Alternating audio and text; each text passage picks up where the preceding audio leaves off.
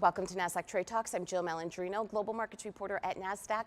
Joining us at the MarketSite studio in Times Square, New York, we have Nelson Chu, founder and CEO of Percent, which leverages proprietary technologies, integrations, and data to bring first-of-its-kind transparency and efficiency to lenders and credit transactions. Nelson, it's great to have you with us. Welcome to Trade Talks. Thank you. Thanks so much for having me. What are some areas of opportunity that you're seeing in the private markets right now? Yeah, so the private markets are actually one of the most exciting right now, actually, given everything else going on with the broader public markets and things like that.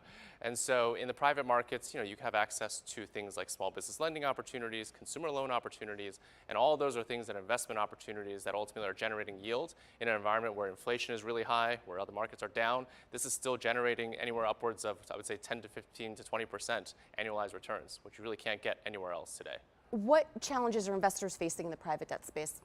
I think it's really a technology question. That's really where we came in and tried to help solve these problems, right? So there's not a lot of transparency. When you invest in public markets, when you invest in public debt, you have audited financials, standardized reporting. You don't get any of that in the private markets. And so our job is to kind of bring those public market efficiencies to the private markets and that same level of transparency on an almost real-time basis to be able to deliver confidence and comfort for investors who are investing in an asset class they don't necessarily understand all that well as of yet. So how is technology being implemented to solve those challenges? Yeah, so there's a lot of fintech infrastructure that's been created over the last 5-10 years, give or take, where you actually have access to borrower bank accounts, where you have access to real-time performance and actual payback ability and things like that, and all these modeling capabilities that have come out. And so with all of that, you now have the opportunity to essentially standardize, normalize, aggregate all of that data and deliver it to investors. And so this really becomes a data question that just simply wasn't possible 5 to 10 years ago. That is now almost like table stakes, and you can now offer it to investors to give them confidence. Is there anything else driving growth in private capital markets?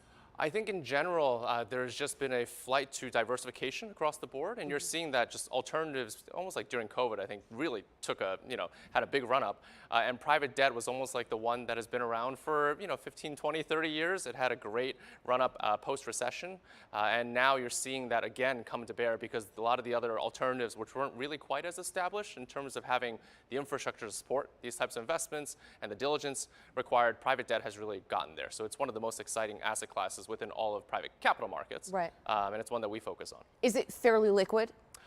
That's the tricky part, right? So public debt obviously is semi-liquid, right, and it does come to market fairly frequently.